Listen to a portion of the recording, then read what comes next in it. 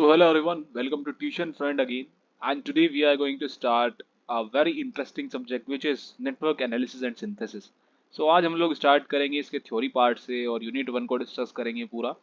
और इसमें कुछ न्यूमेरिकल्स हैं जो बहुत ज़्यादा इंटरेस्टिंग होंगे, उसको आप बहुत ही इजी लैंग्वेज में यहाँ पर समझ रहे होंगे। और सबसे इंपॉर्टेंट चीज़, आप अगर गेट की प्रिपरेशन कर रहे हैं या एकेडमिक्स के लिए प्रिपेयर कर रहे हैं यूनिवर्सिटी एग्जाम्स के लिए, तो ये दोनों चीज़ों के लिए होगा ये पूरे ट्यूटोरियल्स। ठीक है, ये प्लेलिस्ट पूरी उसी के लिए होने वाली है। सो यूनिट वन को स्टार्ट करते हैं। सबसे पहला टॉपिक आता है कि हमारे टाइप्स ऑफ एनर्जी सोर्सेज कितने होते हैं। पहले तो पता होना चाहिए एनर्जी सोर्सेज होते क्या है, जो बेसिकली एनर्जी प्रोवाइड करते हैं in the form of voltage हो सकती है या आपकी करंट हो सकती है। तो वो कहीं ना कहीं एक, अगर आप बैटरी या सेल लेते हैं, वो एक तरीके से आपका एनर्जी सोर्स ही है। ठीक है, सो टाइप्स होते हैं इंडिपेंडेंट सोर्सेज, डिपेंडेंट सोर्सेज। इन दोनों के ऊपर हम न्यूमेरिकल्स करेंगे, इसीलिए इसमें यहाँ पर अलग अलग तरीके से बताए गए हैं। ठीक है, उन न्यूमेरिकल्स को मैं आपको क्लियरली समझाऊंगा, आपको कहीं भी कोई भी दिक्कत नहीं आने वाली है। सो टाइप्स होते हैं इंडिपेंडेंट एंड डिपेंडेंट। इंडिपेंडेंट का जैसे नाम नाम आपको साफ साफ पता चल रहा है कि वो डिपेंडेंसी नहीं है उनकी किसी के भी ऊपर। ठीक है, वो मतलब डायरेक्टली गिवन होते हैं, जैसे 12 वोल्ट या करंट की वैल्यू डायरेक्ट गिवन होगी। ठीक है, अब इंडिपेंडेंट में भी क्या होगा, वोल्टेज और करंट जो मैंने आपको बता दिए। अब वोल्टेज सोर्स में क्या होता है, एक आइडियल होता है, एक प्रैक्टिकल होता है। ठीक है, आइडियल में क्या होता है, बेसिकली जो हम लोग आइडियली मतलब एज्यूम करके चलते हैं, एंड प्रैक्टिकल वो होता है जो हमारा लैब्स में टेस्ट करने के बाद रिजल्ट में आता है। ठीक है, आइडियली आपको पता चल गया कि जो हम लोग एज्यूम करते हैं, और प्रैक्टिकल वो होता है जो हमारे पास प्रैक्टिकली आता है। तो आपने देखा होगा कुछ चीजों में एरर आती है, तो वो एरर को ही हम यहाँ पर कंसिडर करते हैं प्रैक्टिकल केस में। अब डिपेंडेंट सोर्सेज में देख लीजिए, पहला आता है VCVS, that is voltage controlled voltage source. Means ये जो कंट्रोल होगा वोल्टेज के द्वारा ही होगा। सेकंड आता है voltage controlled current source, that is जो कि आपका एक वोल्टेज कंट्रोल्ड होगा, किसके, आपका करंट सोर्स होगा किसके द्वारा कंट्रोल होगा, वोल्टेज के द्वारा। Then current control voltage source, that is CCVS, then next one is CCCS। So easy है, वोल्टेज और करंट को याद कर लीजिए, उसके बाद में दोनों को कॉम्बिनेशन से आप पूरे परम्यूटेशन कॉम्बिनेशन लगाकर ये चार तरीके की बना सकते हैं। और याद रखने की दिक्कत नहीं है, मैं आपको न्यूमेरिकल जो समझाऊंगा बहुत इजी तरीके से हम लोग करेंगे, जिससे कि आपको कहीं भी दिक्कत ना आए। So moving ahead, we have ideal voltage source. So ideal voltage source क्या होता है, बेसिकली पूछ लिया जाता है। आइडियल वोल्टेज सोर्स वो होता है जिसका इंटरनल रेजिस्टेंस हम क्या एज्यूम करते हैं, जीरो। ठीक है, फॉर एग्जाम्पल अभी आप देखिए यहाँ पर ये आपका एक वोल्टेज सोर्स लगा हुआ है, हमने इसका जो टर्मिनल वोल्टेज माना है वो कितना मान लिया है, V1। और V1 को हम एज्यूम करते हैं कि वो आपका जो इसका इंटरनल रेजिस्टेंस है वो जीरो होता है। ठीक है, terminal voltage of an ideal voltage source is independent of current supplied by it. ठीक है, ये इसके लिए कुछ ग्राफ आ जाएगा, बेसिकली हमें यहाँ पे फोकस करना है फिर न्यूमेरिकल्स पे। आप ये पूरी तरह से देख लीजिए कि हमारा जो वोल्टेज है वो इंडिपेंडेंट है फिलहाल। ठीक है, करंट से किसी भी, वो कांस्टेंट है। ठीक है, देन प्रैक्टिकल वोल्टेज सोर्स, जो ही मैंने आपको बताया कि हम एरर को जब कंसिडरेशन में लेते हैं, वहां पे क्या था, वहां पर आपका जीरो एक तरीके से हम लोग इंटरनल रेजिस्टेंस मान रहे थे। ठीक है, ये जीरो था। बट यहाँ पे क्या होगा, यहाँ पे कुछ इसका फाइनाइट, कुछ फाइनाइट का मतलब है थोड़ा सा हो सकता है इंटरनल रेजिस्टेंस के अंदर आ जाए, it has some kind of finite internal resistance. ठीक है, so due to presence of an internal resistance, the terminal voltage of a practical voltage source reduced with increase in current supply। वहां पर वो independent था, लेकिन यहाँ पर वो डिपेंड करेगा। ठीक है, अब इसके बारे में बता देता हूँ। इसके बारे में आप क्या है कि पूरा सर्किट बना हुआ है, यहाँ पे हमने वोल्टेज सोर्स एज्यूम किया है, यहाँ पे एक करंट वो यहाँ पर एक पूरा आपका जो प्रैक्टिकल हम लोग मानते हैं उसके अंदर एक यहाँ पर रेजिस्टेंस आ जाता है, that is we are assuming it here RS। और ये हमारा इसका टर्मिनल वोल्टेज है। अब इसको आप यहाँ ये कैलकुलेट कैसे किया गया है, इसके लिए आप क्या करोगे, शुरुआत में आप यहाँ पे एक मैश लगा दीजिए। ये मैश के बारे में हम लोग आगे डिस्कस करेंगे, यहाँ पे छोटा सा मैश है जिससे आपको थोड़ा समझने में अगर दिक्कत होती है तो वो हम आपको आगे भी समझाएंगे, बट एक बार पूरा ध्यान से देखना। इसमें मैं क्या करता हूँ, मैं यहाँ पे जो करंट मानी है मैंने आई मानी है, तो वो आई हम यहाँ पे लिख लेते हैं, कोई बात नहीं, जिससे हमें पता चल जाएगी हाँ हमने आई ही मानी है। अब देखिए, सबसे पहले ये जो लूप जा रहा है यहाँ से हम लोग स्टार्ट कर रहे हैं। ठीक है, ये जाता है यहाँ पे, तो माइनस आ रहा है V में।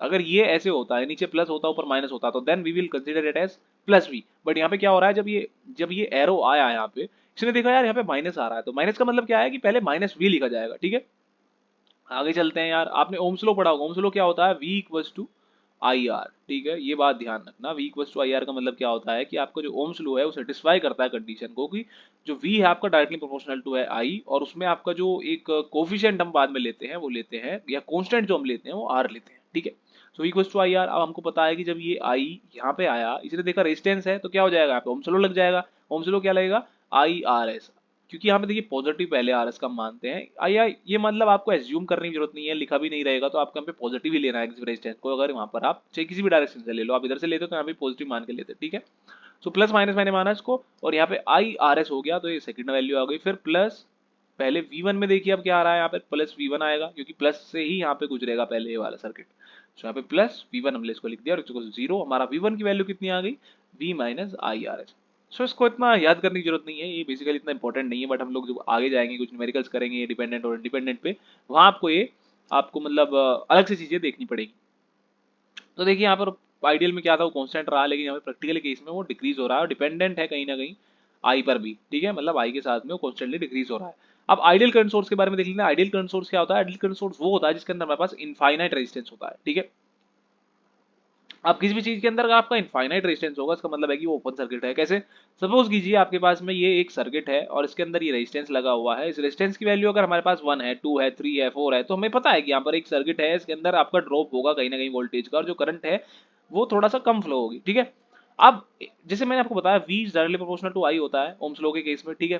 कहने का मतलब है अगर आपकी वोल्टेज कम फ्लो, वोल्टेज का लोड ज्यादा आ रहा है, तो उसका मतलब है कि जो करंट है वहां पर वो ज्यादा स्ट्रांगली वहां पर एमिट होगी या फिर उसको डिसिपेट करेगा वो रेजिस्टेंस, ठीक है। अब देखिए यहाँ पे मेरी वैल्यू अगर ये फाइनाइट इनफाइनाइट हो जाती है, इनफाइनाइट केस में क्या होगा कि इनफाइनाइट होने केस में यहाँ पर ये एक तरीके से हम इसको एज्यूम कर लेते हैं कि ये ओपन सर्किट हो गया, ठीक है, क्योंकि आप सपोज सपोज करके चलिए आपका एयर का जो रेजिस्टेंस होता है वो इनफाइनाइट ही होता है एक तरीके से, क्योंकि उसके मॉलिक्यूल्स बहुत दूर दूर होते हैं। तो ये एक तरीके से ओपन सर्किट हो गया, यहाँ पर एयर प्रेजेंट है तो हम इसको इनफाइनाइट मान लेते हैं कि इनफाइनाइट है इसका रेजिस्टेंस अब इस सर्किट का। तो यहाँ पर वही चीज है कि इंटरनल रेजिस्टेंस जो होता है आपका आइडियल करंट सोर्स का वो इनफाइनाइट होता है, और current delivered by ideal current source is independent of voltage source across the terminal. यहाँ पर भी वही चीज है कि वहां पर क्या था, वहां पर वोल्टेज आपका करंट से इंडिपेंडेंट थी आपका आइडियल वोल्टेज सोर्स के केस में, बस यहाँ पर क्या है कि यहाँ पर आपका जो करंट है वो वोल्टेज से इंडिपेंडेंट है, ठीक है। ये सर्किट बना लेना। यहाँ पे क्या दिखा गया है, हमारा एक तरीके से सोर्स करंट है, सोर्स करंट के साथ में हमने यहाँ पे एक वोल्टेज सोर्स को एड ऑन किया है और ये करंट यहाँ से डिलीवर हो रही है। This is not very much important, बस ये हमें चीज पता होना चाहिए कि जो इंटरनल रेजिस्टेंस होता है वो आइडियल करंट सोर्स का क्या होता है, इनफाइनाइट होता है, ठीक है। प्रैक्टिकल करंट सोर्स को देख लेते हैं, वहां पर क्या था, वहां पर इनफाइनाइट था, लेकिन यहाँ पर फाइनाइट होगा। यहाँ पर फाइनाइट होगा मतलब बड़ा अमाउंट में होगा, but for an example suppose कीजिए आपका कोई बहुत बड़ा रेजिस्टेंस हो सकता है। अभी इनफाइनाइट मान रहे थे तो इनफाइनाइट से थोड़ा छोटा मान लीजिए, मतलब एक फाइनाइट वैल्यू होनी चाहिए जिसके अंदर हमें नंबर्स का पता हो कि कितना रेजिस्टेंस है, ठीक है। Represent of an internal resistance, current delivered by practical current source reduces with increase in its terminal voltage। इसका मतलब क्या है कि अब देखिए जब आपका इंटरनल रेजिस्टेंस आपको पता है कि वहां पे मौजूद है, तो जो करंट डिलीवर होगी किसी भी प्रैक्टिकल करंट सोर्स से वो कहीं ना कहीं रिड्यूस हो जाएगी, जैसे कि जैसे हम उसका टर्मिनल वोल्टेज जैसे जैसे बढ़ाएंगे, ठीक है। इसको हम लोग आगे क्लियर करेंगे। इसमें हमारे यहाँ पर बेसिकली लगाया गया है केवीएल, केवीएल नहीं केसीएल लगाया गया है। तो देखिए हमारे पास एक नोड बनता है जिसके बारे में हम लोग आगे डिस्कस करेंगे होता कैसे है, तो ये चीज मैं आपको तब क्लियर करूंगा, ठीक है। इसका एक ग्राफ है, यहाँ पे देख सकते हो आप, ये आई है, ये वी है, और ये साथ साथ में यहाँ पर डिक्रीज हो रहा है, मतलब कि कहीं ना कहीं वोल्टेज पर डिपेंडेंसी इसकी यहाँ पर शो हो रही है। प्रैक्टिकल के केस में, आइडियल के केस में ये कॉन्स्टेंट है। अब बात कर लेते हैं डिपेंडेंट सोर्सेज की। हमने ऊपर इंडिपेंडेंट सोर्सेज पढ़े, आइडियल प्रैक्टिकल, यहाँ पर डिपेंडेंट सोर्सेज की बात कर लेते हैं। सबसे पहले आता है VCVS। सपोज एक चीज आपको ध्यान में रखनी है, अगर आपको VCVS है वहां पे जो आपका डिपेंडेंट सर्किट को हम वहां पे पढ़ेंगे, वहां पर ये डायग्राम्स वहां पे बहुत ज्यादा इंपॉर्टेंट रोल प्ले करेंगे, ठीक है। देखिए यहाँ पे पहले दिया गया है voltage control voltage source, voltage controlled voltage source. तो बेसिकली जो बाद वाला है उसको आप ध्यान में रखिएगा, बाकी का काम हमारा बाद में हो जाएगा। जैसे यहाँ पे दिया गया है voltage controlled voltage source, that means एक आपका वोल्टेज सोर्स होगा। तो वोल्टेज सोर्स आपका कैसे बनेगा, ये तो पक्का बनाना है। ये जो डायग्राम होता है इस तरीके से जो आपका एक रोम्बस की शेप में बनता है, वो बेसिकली आपका एक शो करता है डिपेंडेंट सोर्स को। ध्यान में रखना हमेशा, जहां पर भी ये इस तरीके से आ गया, नीचे देख लीजिएगा आप, कोई भी हो, वो उसको शो करता है कि वो डिपेंडेंट सर्किट है या डिपेंडेंट सोर्स है, ठीक है। सो यहाँ पे हम लोग प्लस मान लेते हैं, यहाँ पे माइनस मान लेते हैं। इसका मतलब क्या है कि हमारा वोल्टेज सोर्स तो बन गया, ठीक है। अब क्या है कि वोल्टेज कंट्रोल्ड वोल्टेज सोर्स है। इसका मतलब क्या है कि ये कहीं ना कहीं जो कंट्रोल्ड है वो वोल्टेज के द्वारा ही है। ये सर्किट तो आपको पता बता देगा कि ये वोल्टेज कंट्रोल्ड वोल्टेज सोर्स है, ठीक है। वो डिपेंडेंसी फिर आपको चेक करनी पड़ेगी, यहाँ पे वैल्यू क्या दी गई है। वैल्यू को देख लीजिए, के V one equals to V naught. इसका मतलब है कि देखिए यहाँ कहा इन्होंने वोल्टेज कंट्रोल वोल्टेज सोर्स का मतलब है कि ये आउटपुट में तो वोल्टेज ही देगा। तो वोल्टेज इन्होंने आउटपुट में क्या दी, वोल्टेज दी, क्योंकि ये वोल्टेज सोर्स है, ठीक है। जो मैंने आपको बताया कि बाद वाला चेक कर लीजिए आप, जैसे देखिए करंट सोर्स लिखा गया है बाद में, तो इसका मतलब है कि ये करंट जरूर देगा आउटपुट में। ये बाद का आपको बता रहा है आउटपुट, ये पहले वाला आप मान सकते हो इनपुट बता रहा है, ठीक है।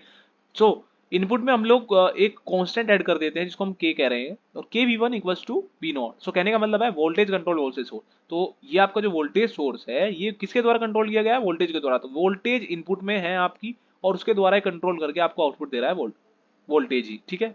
तो this is how you can draw the VCVS, और आगे सर्किट में काम आएगा, ऐसा कुछ थियोरेटिकल नहीं पूछा जाता है। Second one is VCCS, that is voltage controlled current source. So current source बाद में लिखा गया है, इसका मतलब कि ये जो आउटपुट में आपको करंट प्रोवाइड करने वाला है that is I not, end voltage control means that is input में हमारे पास में V1 है, ठीक है। और ये ध्यान रखना है यहाँ पे, ये तो मैंने आपको बता दिया कि ये वाला जो जो इस तरीके से सर्किट बनता है, ये स्क्वायर शेप में जो भी बनता है, ये आपको जो शो करता है वो आपका डिपेंडेंट सोर्स को शो करता है, ठीक है। बट जो अंदर के वो चीजें हैं, एरो है या आपको प्लस माइनस के साइन दिखाई देते हैं, वो डिपेंड करते हैं आपकी कि आपको गिवन कौन सा सोर्स है। यहाँ पे देखिए बाद में आउटपुट का लिखा, हमेशा चेक कीजिएगा लास्ट के दो, ठीक है। यहाँ पे वी एस लिखा हुआ है, इसका मतलब कि प्लस माइनस मिलेंगे अंदर। यहाँ पे सी एस लिखा हुआ है, इसका मतलब कि यहाँ पे करंट सोर्स है आपका, ठीक है। नाउ सी सी वी एस, इसका मतलब है कि मैंने आपको बताया था कि वी एस है बाद में, इसका मतलब आउटपुट में क्या मिलेगा आपको? वोल्टेज मिलेगा। इनपुट में किसके द्वारा कंट्रोल किया गया है? Current control voltage source. That means ये इनपुट करंट जो है आपका वो यहाँ पे कंट्रोल कर रहा है कहीं ना कहीं आउटपुट के वोल्टेज को, ठीक है। ऐसे CCCS आप कर सकते हो, इसका मतलब है कि आपका current control current source. So current source है, बाद में आपको पता है आउटपुट में करंट सोर्स आएगा, तो यहाँ पे भी आपको ये एरो बनाना है। और करंट कंट्रोल है तो के I one equals to I naught. के हमने एक तरीके से, मैंने आपको ऊपर भी बताया कि हम एक कॉन्स्टेंट लेते हैं, हो सकती है इसकी वैल्यू कुछ भी हो, ठीक है। अब न्यूमेरिकल्स आते हैं, and we will discuss the numericals in the next video. Please stay tuned with it. बहुत ही इजी लैंग्वेज में हम लोग करेंगे, और आपको ऐसे ही नहीं कि मैं आपको पीडीएफ से पढ़ा दूंगा, वहाँ पे हम लोग पूरा हैंड रिटन तरीके से देखेंगे, मतलब अलग से सॉल्व करेंगे न्यूमेरिकल्स को बहुत इजी तरीके से, ठीक है। जो मैंने अपना एक्सपीरियंस दूंगा मैं इसमें, जो मैंने अभी तक गेन किया है कि किस तरीके से हम लोग प्रॉब्लम को अप्रोच करके उसको सॉल्व कर सकते हैं। So thank you so much for joining this video. Hope you find it something very good. और ध्यान रखना, V equals to I R को हमेशा फॉलो करना किसी भी सर्किट के अंदर। V equals to I R means that is voltage, ये एक तरीके से आपका ओम लो होता है, ओम्स लो होता है, जो आपको बेसिकली बताता है कि किस तरीके से आपका जो सर्किट है वो आइडियली ओम्स लो को फॉलो करना चाहिए, ठीक है। So we will meet you in the next video, and if you have any kind of doubt you can just comment it out, और कोई और प्लेलिस्ट आपको भी चाहिएगी तो मैं उसको भी जरूर प्रिपेयर करूंगा। पहले इस पे हम लोग फोकस कर लेते हैं। So thank you so much.